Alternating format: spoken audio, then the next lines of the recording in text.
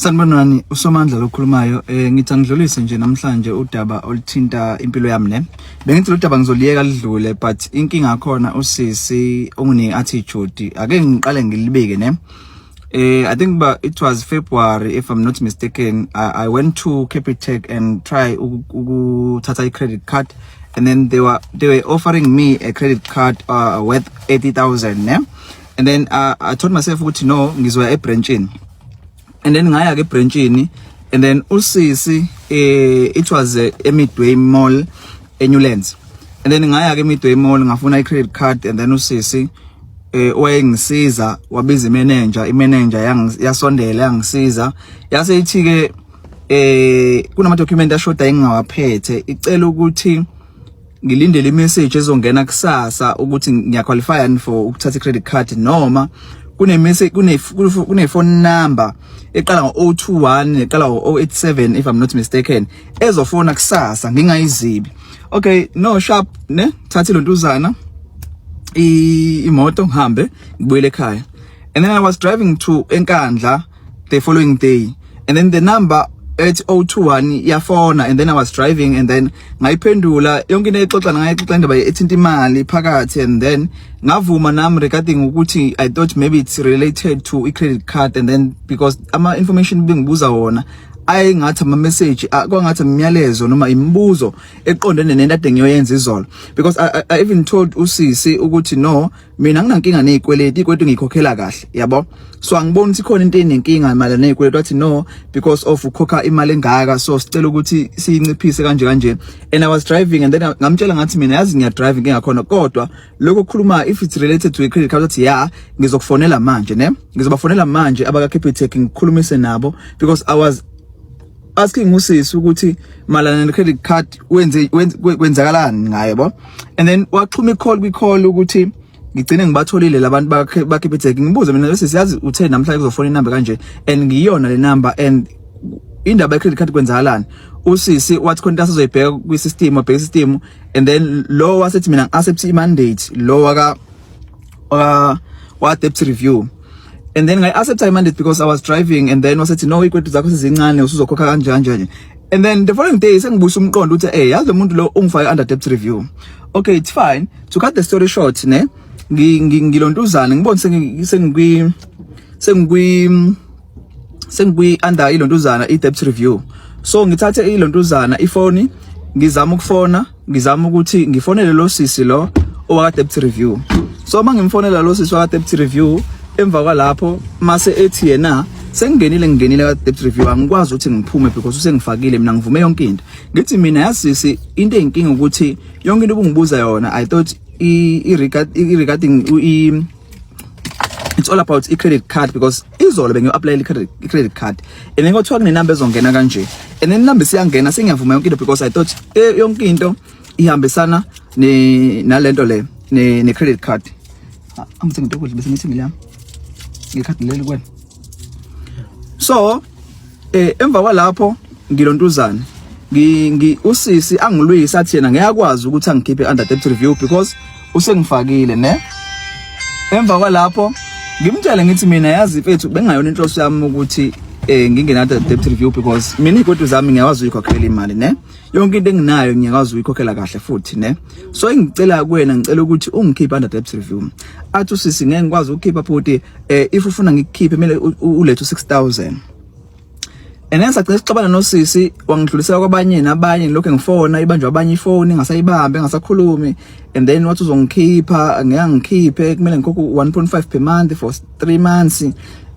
Ngathi mina bengeke ngikwazi ukuthi ngiyofuna i-credit card if ngino 6,000 ohlele ngaphandle ebank engizokwazi ukuthi ngikhokhele ukuthi ungikhiphe kwinto ebengafuna nokuthi ngingene kuyo, and even sikhuluma nawe nefoni bengikilokho ngikubuza indaba ye-credit card and yonke into embimala ne-credit card. When uthe ususuka usungithethe mina asikidingo se-credit card, ngathi mina isidingo se-credit card ngiyasibona because of maybe bengizoqala ibhizinisi ngalo 80 if ngithola 80 noma 60 noma 70 noma 40,000 yabo. And then wathi usisi mina sengingenile ngengikwazi ukuphuma ne. I tried ukufona kwenye indawo nakhona inamba kasisi ngayithola because of kwakumele ngimsendele something ku WhatsApp, then ngaba nenamba yakhe ke khona lapho ngamfonela ko lo sisi ngalikhohle igama lakhe usenza debt review. Okay, bazama ukungisendela i17.2 rejection letter because ngafaka i-airtime ka400 lokho ngifonela kwathiwa ngifonela ama bureaus because of West Bank wasu involve uCapitec uFNB because of angithi ngibhenka nabo vele nanezinto zami iningi ikweletu ngithatha ngakho khona. Emva kwalapho ke kuleso sigaba leso ngithathe iphone call ngifonele ama bureaus mangifonela ama bureaus and then bathi kumina angifonele enye bureau angazi ama bureau mangaki angazi ima call mangaki engangifonela kwesikhathi ngithi ngiyafona ngikhuluma nomuntu uvele nqama ucingo bengiqapha phansi phinde ngiyichaze komunye ukuthi kwenzakalani empilweni yami ngale daba engilifonelayo because mina ngangiyofuna credit card and then the following day wathiwa ngilinde inamba kanje ezofona and then inamba yangena ngayi-answer inamba ngavuma yonke into abayikhuluma ngayo because I thought everything was related to ilontuzana credit card. So kumele lokho ngichaza lokho manqamu ikhona nomunye athi fonela laba ngifonele laba ngifonele ONC bani ONCS noma ONC bani noma bureaus la amanye o entrepreneur bureaus noma bani angisazi ngisakhumbula kanjani. Okay ngithi ngifuna ukuya branchini mangiye branchini ngifice midway kwakusa bekurenovator imanager bingekho bekuvaliwe ngaya station and station bangitshela ukuthi igama lami selingcolisa under debt review. Okay it's fine. Then one isikhathi ngabona okay imandate yakho ikhona because it was 16.8 ekumele ngikukhokhe imandate le ababengi acceptile. Okay it's fine. Ngaye midway ngacela ngathi ngicela ukuthi bangikhanselele imandate le yaka Lontuzana because i-rejection letter sebeyisendile.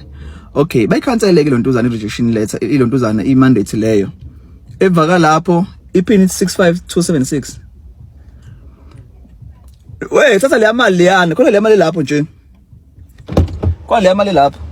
Oh ngipe Kipe yona uhle yona. Ni. Lesikhathi lami. Emva kwalapho kuLontuzana ne kuleso sigaba leso ngifike ebranchini bangikhanselela imandate ne sebebuyileke vele ebranchini then mase ngiyitshela imanager ukuthi yazi sisingaba nenkinga kanje wathi wena expect number eqala ngo021 kanje and then inumber yangena on to find out ukuthi bangifaka under debt review wathi sisino asiye laphana lo sizokukhansela imandate kanje but don't blame me ngalokho akumina osho njalo. Okay it's fine idluleke leyo ndaba leyo ensukwini ngibusa umqondo ukuthi ake ngiyobheka ukuthi khona nengiqualify ukwenza and then mangifika angikwazi ngisho ukukoleta ini yabo manje ngithi okay no ngizomthola usisi ngihlangane naye ngaphakathi emall ehambe ngithi sisi kunjani athi ngiyaphela ngithi ngiyafisa ukukhuluma nami uthola ithuba athi khuluma ngithi no ngeke ngikwazi ukukhuluma na public mawususemsebenzini wathi okay ngiye 10 minutes ngiyabuya kwasho ukuthi nami vele ungihlangana naye sengiyaphuma ngaze ngiphuma ngihamba ke kanjalo and then ngase ngafika einsukwini ngimfica use branchini ne uyi manager uphumzile igama lakhe eMidway Mall. Okay dadewethu kunjani ngizehlise kamnandi unjani siswami athi ngiyaphila ngithi kusayimina sisi enginenkinga yokuthi ngangena under debt review ngingazi because of wena wathi kune number ezofona 021 and then le number mayifona mina ngingayiziphi hayi but mina ngishongo njalo ukuthi iphendula noma yini iphutha lakho ukuthi ansile leyo number leyo ngithi mina inumber eyifonayo angiyiphenduli vele if sekune number ngiexpectile vele ngizo expect. Okay ngicela ukubuza one thing sisi ne angili wena ngiyazehlisa ne ngicela ukubuza ukuthi le number othi wena wakumele ungiyilindele 8021 izofona nini because namanje ayikazifone ngoba uthi wena iphutha lami leli ukuthi mina ngabamba le 8021 because le yafona ku021 so ublo o21 wakho wawuthi uzofona ngoba lo wafona loyo kodwa wena uthi lo wakho ufonanga uphi ke ufona nini lo wakho athi sisi no buti angishongo ukuthi mina answer noma iphi call ngathi 021 noma 087 ngithi okay sisi ke ne engikuzele la angisazela ukuthi sokhombana ukuthi uba no wrong uba no right. Okay it's fine if it's my fault ukuthi mina ngasethe inumber and then mina ngangizala for credit card not ukuthi maybe mhlawumbe ngizofuna iloan ngangazile uzofuna iloan and then ngangifuna credit card because of nina niyakabiselana emabank ukuthi nine credit card engakanani yabo sengithi aya ngithathe lo mashumi lawo ngizame something so wasuthi wena ngiexpect inumber ngakusasa and then inumber singenile dadewethu. Okay umbuzo wami usuthi ke njoba ngize la angisana ndaba ukuthi uba no wrong between mina nawe it's fine mina sengifisa usizo lokuthi wena as umphathi we branch noma umphathi wala osebenzela khona akukhona ungafonela abaphathi bakho khona ka Capitec ongabacela ukuthi kune client eluso elibe nenkinga yokuthi lingene under debt review because of information eseshare nayo azwananga khona and kwafona inumber only to find out ukuthi client layitshela ukuthi inamba engangithayile expect. You understand? Ngicela ukuthi ningisize le client but with immediate effect maybe ukuthi nimsulele noma ini mhlambe nicommande ini nina as ibank. Wathi but mina kungakusiza ngakho. Ngathi ngicela uzama ukufona nombani. Okay, kwangena icall kuyena wasechazela omunye udade wethu owafona. Ngathi mina no, ngicela sisi wami ukuthi ngoba usisi lokubuzayo. Uthawazi uma ekubuza ngeke lokhu uthi angazi ukuthi ubhuti ufuna ukuthini. Sengithi mina ngicela ngiboleke ifoni yakho ngikhulume nawe sisi. Okay, usisi anginike ifoni. Okay, ngikhulume nawe sisi. Sisi kunjani ngaphela kanjani? Mfethu angilwi la ekhaya ngizehlisile futhi angilwi angiyona impi angiyena futhi umuntu ongaba yi-threat ne. So into engiyidinga nomuntu engiyifuna la ekhaya. So ngifisa ukusizakala ngoba sengisecaleni lokuthi under debt review igama lami selonakile angisana ndaba uthuba no wrong between mina no sis kodwa engifisa ukuthi kulungiseke impilo yami because of angisakazi kwenza lutho. It's fine ukuthi ukwakhe kuyaqhubeka akunankinga ngilwi naye kodwa ngesimo sokuthi yena wayithanga expect lo number ngai expect number ke mina ngai answer ngitshela ukuthi iqondene nento engiyifisayo. Sengifisa ukusizakala through banking ngoba naye ngoba nesikhundla emsebenzini showcase ukukhona iauthority engakwazi ukuyenza noma ikhona into engakwazi ukuyenza khona emsebenzini. You understand? Hence umuntu onamandla emsebenzini. So ngiyacabanga ukuthi ngoba naye eyasondela kulo sisi wayezongisiza it's because wasondela ngoba vele umphathi. Okay, athi dadethu no mbuyisela ucingo ngizomchazela. Amchazele lo sisi lo ne akhuluma naye amchazele isikhathi eside siphele isikhathi eside ngempela. Okay, masiqeda ukukhuluma leso sikhathi eqeda ukukhuluma naye isikhathi eside and then emva kwalapho mase ethi lo sisi lo okay angazi athi fonela bani kanjani umenzele ini ubhale phansi kanjani. Okay, meqeda ukuansa ukuvala icall lo sisi lo mase ethi kodwa wena indaba uthi mina wathi anti call ngithi dadewethu ngiyacela asingabisaphikisana lapho sengicela ukuthi wenze le call ocelwe yona. Athi no ukuthi nje mina ngiunderstand ukuthi wena kungani uthi imini wathi bambi call. Ngithi mina umuntu bengathi wena namhlanje kune call ezongena kusasa kuwena eqala ngo-067 mayingena i call e-067 angizoyi answer because of ulindelelo le call.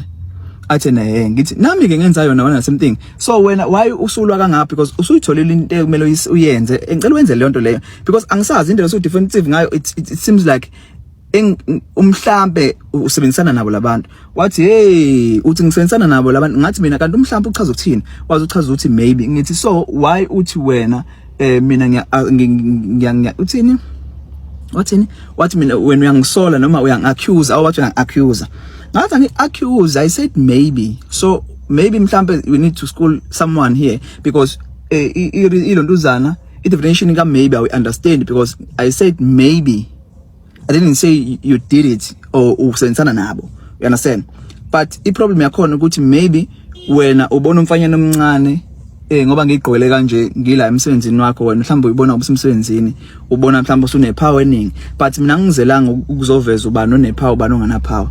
Engicela ukusizakala kulesimo sengikusona. Ngicela ukuthi ufonele lo sisi wathi hayi okay athi ngizomfonela. Okay kumele wazi ukuthi mangimfonela kunembuzo bazokubuza yona. Ngithi mina no problem as long bezongibuza imibuzo ngizoyiphendula as long ngizosizakala. Wathi anginayo isho noma uzosizakala noma ngiyosizakala. Athi mina can you please be positive once because of imino osenkingeni negama lami elakhe igama right so why wena uthi awunayo isho noma ngizosizakala noma ngisizakala. Wathi sengishilo ngathi mina it's fine and then ngagcina sengikhipha amazwi ukuthi mina sho lento uzoyenza noma uthanda noma ungathandi because of ngifuna ukusizakala ekugcineni. Wathi no sengifila unsafe makukhona wena and then she pressed I panic button and then wathi shoot uzokhipha ama security. Ngathi anginankinga ama security you can call ama security but now azobona I'm not a threat. Wafika ubhuti we-security wameceleni wathi yena lo sisi ngiyasakwazi ungisiza sengitholela umuntu ozongisiza wathi angishiya inamba yami phansi. Ngathi no inamba itsiphe ku system angithi una system mana wahamba uthatha inamba ku system wasethi ibhuti ngicela ungiphumele angekho safe unless i-security izokukhipha. Ngathi no sisakunankinga ungakwenza okwenzayo it's fine. Wathi bazokufonela kusasa around 4 days namhlanje uphelile akukho call engenile kumina through abantu ba Capitec. So ngiyacela ukuthi mawukhona mhlawumbe indlela engingasizakala ngayo it's not ukuthi ngibalekisa iparish kuyena usisi usizaqhubeka asebenze yonke into yakhe ibe right. Engifisa ukuthi nami igama lami kube nomnyakazo noma kube khona ongangenelela kulolu daba because of mina naye sihlulekile ukulikhuluma udaba noma usulibeka phansi noma kukhona umuntu ongangenelela ukuthi mhlambe ikona kupho okuright engakwenza because of ukufona ngifonela indawo ezithile sengigathele ngifonela indawo eningi kakhulu ngicabanga ukuthi ne-airtime isiphele kakhulu because of ngawufaka la 400 rand we-airtime ngosebenzisa kakhulu ngaphinda fa 200 rand waphela nawo yabo. So engicela ukuthi ngithola mhlawumbe umhlahlandlela okwazi ukwenza okunye noma ngithola okunye okungangisiza noma enye indlela engangilekelela noma umuntu mhlambe ongaphezulu kwakhe mhlambe osebenza eCapitec mhlambe ongakwazi ukuthi angenele lo daba ngisizakale because uCapitec ngiyamthanda siphathana kahle naye nje noma ebuya anciphisa ilontuzana nje inetwork mawufuna ukwithdraw abuyebe nezikhadi zakhe kodwa nje ngiyamthanda kakhulu kodwa ngicela nje ukuthi makukhona ongasiza igama la sizophumzile siyabonga. Hello good people, welcome back to this channel. If you are new here, please make sure you do the right thing. You press that subscribe button and hit the notification bell. Good people, please comment your thoughts below. Tell us what do you think after watching this video. Don't forget to like, share and subscribe. Kulungile, bye. See you on the next one.